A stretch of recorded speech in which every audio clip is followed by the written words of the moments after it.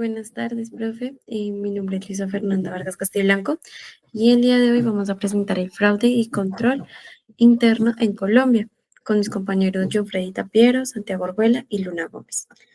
Bueno, en el primer punto tenemos el fraude, un problema global. En el mundo empresarial la confianza de la moneda más valiosa, pero cuando esta confianza se quiebra, emerge la sombra del fraude. ¿Pero a qué nos referimos exactamente? El fraude es una esencia, el acto de despojar mediante engaño a una persona o a una empresa. No es un error o es una acción intencional dentro de los delitos del cuello blanco. Se manifiesta principalmente de dos formas: la apropiación indebida de fondos o activos de las compañías o mediante las declaraciones falsas de su situación financiera a través de manipulaciones contables y registros falsos que pintan una realidad que no existe. Tenemos en la siguiente perfil de riesgo. ¿Todas las empresas son vulnerables?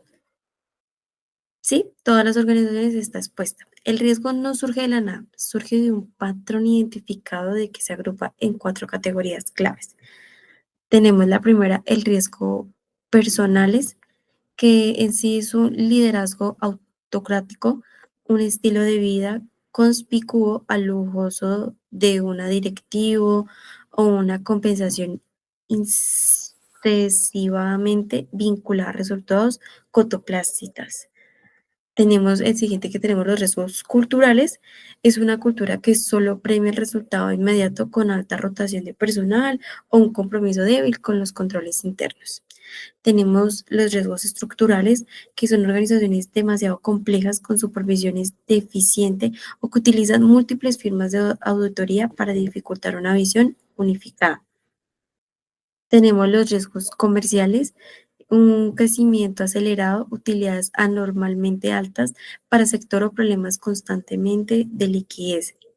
En sí, la combinación de estos factores es la tormenta perfecta para que el fraude tome en sí una decisión o una forma de ser. Bueno, tenemos la corrupción y sus incentivos perversos, también conocido como causas de fraude en el sector financiero. Muy ligado al fraude, el cáncer de la corrupción, anteponer de interés personal al deber profesional, y aunque solo solemos como asociarlo al sector público, el privado es igual de vulnerable. Uno de los motores claves son los incentivos económicos mal alineados. Por ejemplo, bonos millonarios atados únicamente a metas financieras a corto plazo. Pueden sin querer empujar a ejecutivos a maquillar así los números o tomar decisiones riesgosas que ponen en riesgo toda la empresa. No se trata de cometer un delito de entrada, sino estar cruzando líneas grises poco a poco. Lecciones de las crisis de causas y recurrentes. Tenemos la historia de nuestra mejor maestra crisis financiera, como la de 1982, que nos dejaron las lecciones claves sobre las causas del fraude a gran escala. Pero captar el dinero del público, ofreciéndole altismos, intereses sin tener el respaldo suficiente, invertir ese dinero en proyectos en altos riesgos o a veces ligados a sobornos, como el sector de construcción, balances financieros falsos que violan todos los principios contables, y un ecosistema que lo permite, como la auditoría ilimitada o una supervisión estatal deficiente, es una receta para el desastre en sí. Bueno, la responsabilidad del auditor y las causas del fraude en el sector financiero, que tiene que ver todo esto. En sí, esto nos lleva a una pregunta incómoda: ¿dónde están los auditores? Tradicionalmente, un rol se ha centrado en verificar que los estados financieros se presenten razonablemente y no en cazar fraudes. En sí, la presión por reducir costos y el uso de tecnología ha llevado en muchos casos a los auditores menos profundas, muestras que pueden pasar por alto, fraudes complejos y bien ocultos. Tras una escala de siempre surgir la pregunta: ¿pudo haberse detectado a tiempo? En frente a estas alineaciones nace una disciplina muy especializada y proactiva, que es la auditoría forense. Esta auditoría nos ayuda a investigar más al fondo sobre que no ponga en sí un fraude, como presionar por reducir costos, llenar en sí los informes, que es la que se enfoca en excepciones, irregularidades, patrones de conducta sospechosas. Es la herramienta más efectiva que tienen hoy las empresas para disuadir, detectar e investigar el fraude y la corrupción de manera contundente. En conclusión, es entender los riesgos de las causas, y las herramientas modernas ya no es una opción, es una necesidad para la supervisión empresarial, y tener en cuenta que tenemos que tener el ojo en la mira. ¿Crees que un buen sistema de control interno hace imposible el fraude? Soy Alejandra y voy a explicarte. Hoy desglosaremos por qué el control interno eficaz es tu mejor aliado para reducir riesgos, pero no hay un escudo infalible. Hablaremos de los tipos de irregularidades, el papel crucial del auditor, el impacto en los estados financieros y las tácticas comunes para encubrir el fraude. En primera parte, la eficacia real del control interno. Bueno, empecemos por aclarar un mito. Un sistema de control interno, por muy eficiente y adecuado que sea, no constituye una garantía absoluta, que no ocurrirán irregularidades. Sin embargo, es una herramienta más poderosa para reducir significativamente su probabilidad y, en pocas palabras, un buen control no hace imposible el fraude, pero lo hace mucho más difícil de cometer y mucho más fácil de detectar. En la clasificación de las irregularidades, no todos los fraudes son iguales. Se clasifican en tres categorías, según cómo se evadan los controles. Entonces, en primer lugar tenemos las irregularidades perpetradas, que dentro del marco y el alcance del sistema de control. Aquí se explotan sus grietas o límites. Segundo, las irregularidades logradas mediante la manipulación o evasión directa de los procesos internos. Y por último tenemos las ejecutadas por el personal que opera más allá del sistema, a menudo gracias a las posiciones de alta autoridad que les permitan eludir controles, y pues esta última particularmente es peligrosa porque se aprovecha de la confianza y el poder delegado. La responsabilidad del auditor. Tenemos que tener en cuenta que la responsabilidad de diseñar, implementar y mantener el control interno es de la empresa, no del auditor. Entonces, el rol del auditor es evaluar ese sistema de control. Tras una revisión, donde debe informar pues a la gerencia sobre las debilidades significativas presentes y potenciales. Pero pues debe ser muy cauteloso pues para emitir una opinión global como bueno o razonable. Y pues sobre todo el sistema es arriesgado. Lo más efectivo es evaluar y opinar por áreas o partes específicas, lo que proporciona una visión más precisa y útil. En los impactos de los estados financieros, el objetivo final de muchas irregularidades es distorsionar la realidad financiera. Este impacto pues se manifiesta de dos formas principales. En el balance general, mediante la sobreestimación de activos como inventarios o cuentas por cobrar, o la subestimación de pasivos. Esto crea una imagen falsa de solidez financiera en el estado de resultados, mediante el aumento o disminución artificial del resultado neto. Esto pues se puede inflar una ganancia para cumplir metas o esconder una pérdida. Y los auditores pues suelen dar mayor prioridad a las cuentas del balance general porque los saldos de esas cuentas son más duraderos y materialmente significativos, por lo que un error aquí tiene un impacto más prolongado y grave. En los métodos de encubrimiento, pues para que el fraude perdure debe ocultarse. Las irregularidades pueden estar pues descubiertas o más comúnmente disimuladas. Los métodos para encubrirlas son variados. Tenemos la manipulación o omisión de los registros contables, la creación de asientos falsos en los libros, la destrucción de documentos comprometedores, la falsificación o alteración de documentos legítimos. La sofisticación de estos métodos define que también está oculta la irregularidad. Sin embargo, pues es difícil de detectar, no reduce la responsabilidad del auditor y pues debe realizarse procedimientos para intentarla descubrir. En resumen, la lucha contra el fraude es un esfuerzo continuo. En un control interno sólido es la base, una auditoría crítica, que es pues es el examen, y la comunicación clara de hallazgos es el canal para fortalecerse. Buenas tardes, profe. Mi nombre es Santiago Orjuela. Voy a presentar los errores dentro de los estados financieros. Bueno, El capítulo aborda las causas de la presentación incorrecta de los estados financieros, distinguiendo entre errores no intencionales e irregularidades. Bueno, como primero, estamos hallando los errores no intencionales. Bueno, son faltas o equivocaciones sin intención de engañar, resultantes de descuidos, malentendidos o fallos de juicios honestos. Bueno, características clave. Se detectan más fácilmente con un sistema adecuado, personal competente y separación de funciones. Quedan fuera del alcance del control interno por su naturaleza no premeditada. Sus principales causas son las omisiones o asientos incorrectos, la falta de claridad en términos o conceptos, los cálculos erróneos en documentos o registros y los errores de traspaso, ejemplo, arrastre de sumas. Bueno, la aplicación de políticas contables impropias también hace una causa.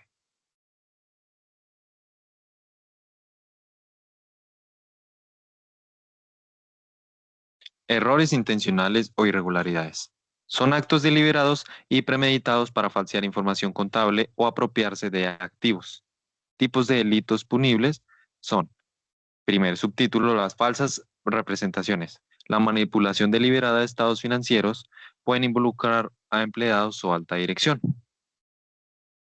Las malversaciones, es el segundo subtítulo, es la pérdida inmediata de activos mediante interpretaciones, o sea, malversiones antes del registro contable y el desvío de activos ya registrados.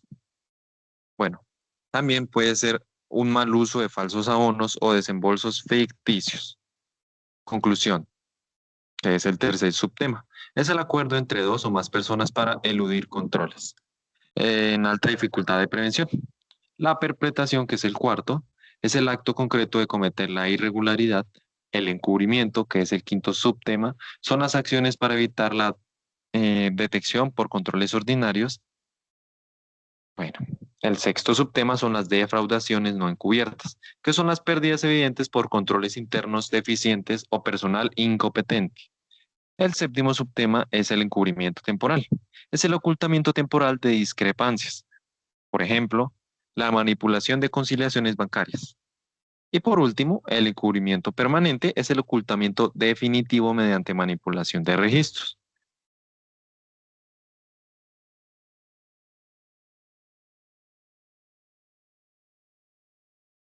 Tercero, características de las irregularidades.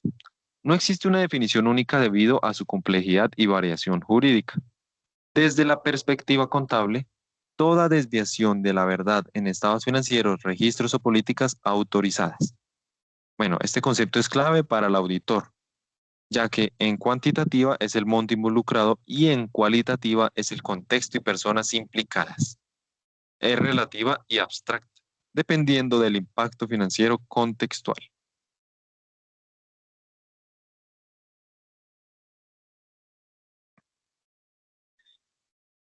4. Clasificación de las irregularidades. Bueno, intencionales. Encubrir incompetencia o insuficiencia. Disimular una falta preexistente. Influir en la razonabilidad de los estados financieros. Bueno, esta clasificación es flexible y depende del contexto e intención. Implicaciones legales. Las irregularidades intencionales conllevan responsabilidad penal, tipificadas en el Código Penal como fraude, abuso de confianza, hurto, estafa o soborno. Bueno, estas son agrupadas como delitos contra el patrimonio económico por afectar bienes o recursos. Muchas gracias. Buenas noches, profesor. Mi nombre es John Freddy Tapiro Sierra y hoy vengo a hablar sobre inexactitud contable. Esta inexactitud en la contabilidad, pues lo único que nos dice acá que esta inexactitud contable no siempre es intencional. Puede surgir de dos fuentes principales. La primera es la naturaleza de la contabilidad. Esta se refiere a inexactitudes inherentes al proceso contable, como el uso de estimaciones, provisiones y cálculos. Estas inexactitudes son aceptables y forman parte de una contabilidad razonable. También tenemos lo que son las irregularidades. Estas se originan por negligencia o dolo, que es como esa intención de engañar. Esto influye el fraude, la manipulación de las cifras y la presentación de la información tributaria incorrecta. Ahora tenemos lo que es maquillaje de balances y la contabilidad de caja negra. El texto, pues este texto nos describe cómo las empresas a medida de que crecen emplean métodos cada vez más complejos para manipular sus resultados. Esta práctica, conocida como maquillaje de balances, hace que los informes financieros sean más confusos e impenetrables para inversionistas y analistas. Esta caja negra, que es una metáfora para describir los informes financieros tan opacos que es imposible determinar cómo se calculan las cifras, aunque no siempre es ilegal. Las empresas aprovechan las normas contables flexibles para inflar sus resultados y mejorar el precio de sus acciones. También tenemos lo que son los problemas con los estándares contables. Estos estándares de contabilidad diseñados originalmente para empresas industriales simples son inadecuados para empresas modernas que operan con servicios, activos intangibles y transacciones complejas como derivados y alianzas. Esta falta de claridad del lugar a diferentes interpretaciones e incluso entre compañías del mismo sector. Tenemos ahora lo que es la presentación fraudulenta de estados financieros. Entonces tenemos de que la distorsión grave y deliberada de los registros contables implica acciones como la sobrevalorización de los inventarios, transacciones ficticias y la aplicación incorrecta de principios contables. Este fraude puede ser cometido por empleados de cualquier nivel, incluso por altos ejecutivos. Entonces tenemos aquí diferencias entre el fraude y el error. Entonces el fraude es intencional. Los errores, aunque afectan los estados financieros, no son intencionales y su responsabilidad recae también en los auditores por no detectarlos a tiempo. Hay casos de fraude, el texto pues menciona unos ejemplos notorios de quiebras o caídas en las bolsas debido a estos fraudes, como el de Enron, el de WorldCom, el de Xerox, donde inflaron ingresos y se ocultaron gastos para engañar a los inversionistas. Tenemos aquí el rol de los auditores y el surgimiento de la auditoría forense.